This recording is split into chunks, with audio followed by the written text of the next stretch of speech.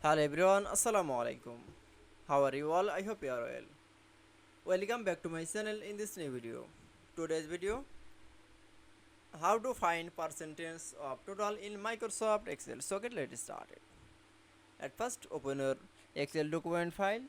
Firstly, then we show the Excel sheets. This the name of the sales unit, the find in the percentage of total. Firstly, then you can see is select your cell unit. Also, now click for the quick analysis. Now for click, then click for the totals option, then more option, then click for the percentage total in the now for click. That's okay.